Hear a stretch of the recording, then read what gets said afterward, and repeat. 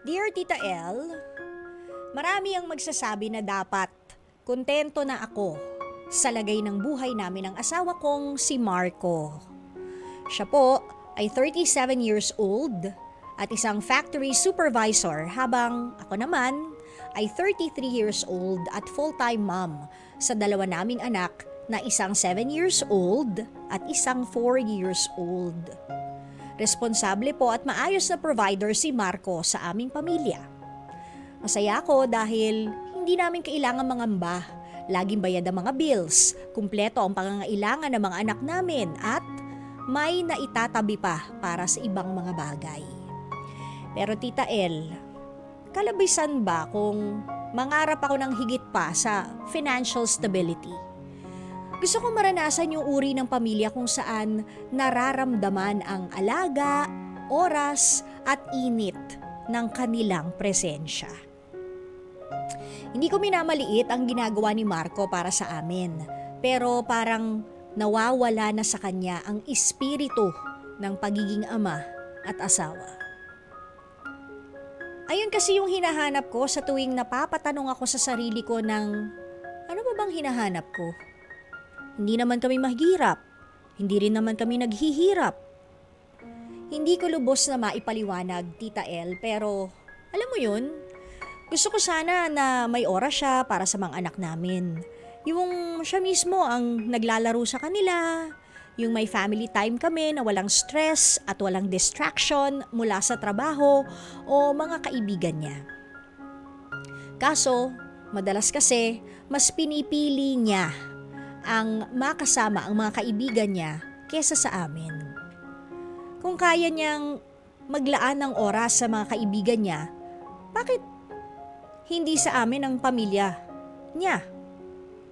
Kapag andito siya sa bahay, karamihan ng oras niya ay nasa telepono o kung hindi man, may lakad nga siya kasama ang mga kaibigan niya.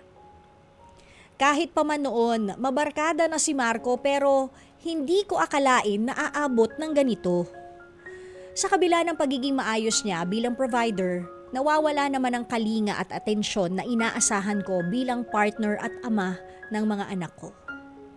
Tita El, kung hindi ako magiging bukas tungkol dito, takot akong dumating ang panahon na ang mga anak namin ang makakaramdam ng kulang. Takot akong isang araw, ang tanong ng mga bata ay, "Asan si Daddy?"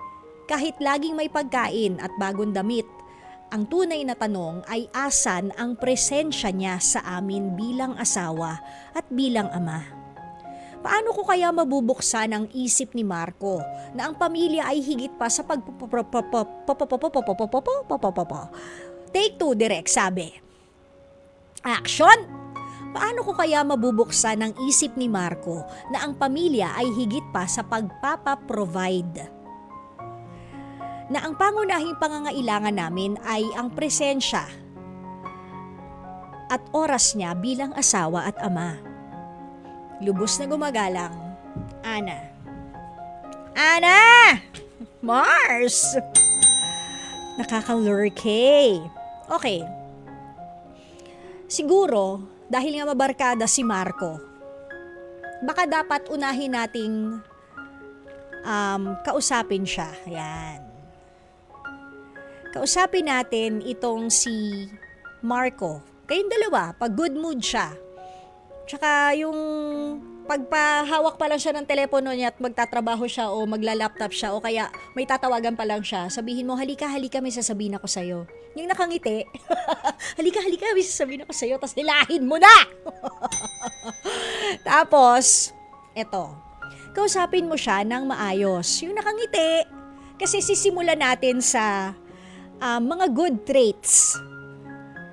Yung mga magagandang bagay na ginagawa niya para sa pamilya. 'Di ba? So purihin mo siya sa mga bagay na magaganda na nagagawa niya para sa pamilya. Pagkatapos, tsaka mo i-drop yung bomb. However, may ganon. However, yan. 'Di ba? Kaya lang, sabihin mo rin sa kanya, i-mention mo sa kanya na importante rin, 'di ba? Na bukod dito, kahit konting oras sana mabigyan niya ng kaukulang panahon yung kanyang mga anak Kasi baka magsisi siya isang araw at pagising niya, mga teenager na pala yung mga anak ko. Saan napunta yung oras? Was I too busy? Pero alam mo, naiintindihan ko yung asawa mo kasi baka isagot sa'yo is, o sige, puro oras na lang ako sa inyo, pero paano tayo? Hindi tayo mabuhay ng maayos. Di ba? Pero kasi may tinatawag na work-life balance. Kahit na minsan at madalas imbalance siya, sa tingin ko doable pa rin yun eh. Nasa may katawan yan. Kung, di ba sabi nga nila, kung gusto, maraming paraan.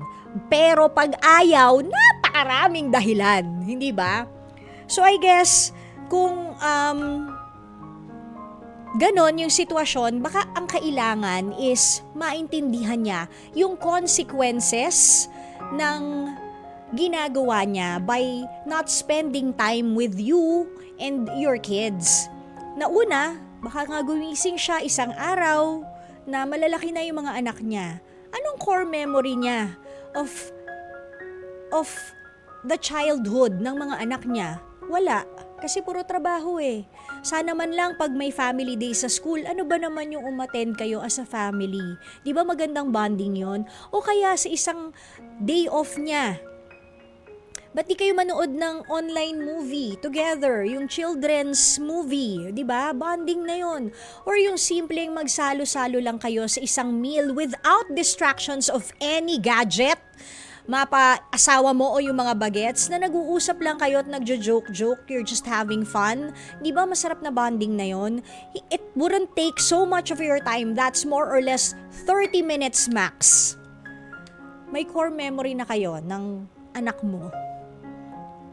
Or, baka naman sobrang workaholic lang talaga yung asawa mo si Marco. Bakit hindi kaya siya mag-leave? Diba kung regular employee naman siya, you are allowed 15 days of vacation leave. Ayon po yan sa DOLE!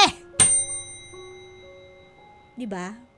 Ayon yan sa DOLE. Kami, may 15 days kaming VL. O, may 15 days kaming SL. Kapag sobra kami nagkasakit, katulad ko, diba, nung na-stroke ako, tapos ilang buwan ako hindi nakapasok. Oh, naka-claim pa ako sa SSS. 'Di ba? Ang haba ng hair. Hindi, pero balik tayo sa iyo. 'Di ba? Kung regular employee yung asawa mo, may mga iba't ibang leave na pwede niyang gamitin para naman makapag-family time kayo. Kung hindi man sa bahay niyo, somewhere out of town, sa beach, 'di ba? Pag mahal na araw, busy pa rin siya, day. Ano 'yon? Diba? Alam ka namang ganon.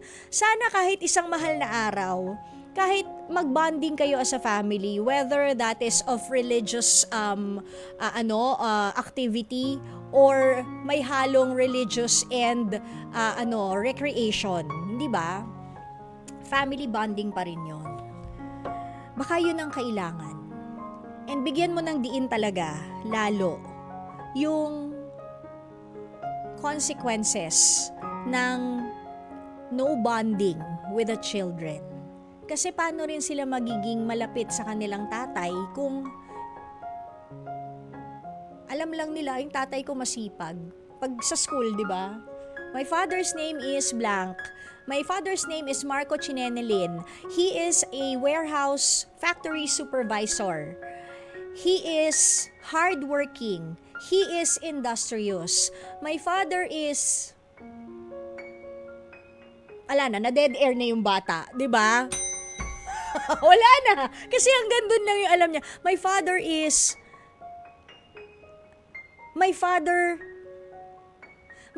goes home when I'm asleep. Oh, ganun, di ba? So kahit paano, sana, no, sa mga workaholic parents din natin dyan, I know, I understand you, I feel you, na kailangan natin mag-provide, lalo na kung single parent ka. Kaya lang isipin nyo rin na hindi habang buhay, bata ang mga anak nyo. At pag gumising kayo isang araw, na nagsisisi at tinatanong nyo mga sarili nyo kung saan napunta ang panahon, bakit ang bilis nilang lahat lumaki? Kaninong kasalanan yun? Sa bata ba o sa'yo? So sana kahit papano, kahit konting oras lang, 30 minutes, pahiram lang, panakaw lang ng sandali. Sabihin mo, Ana, sa asawa mong si Mark,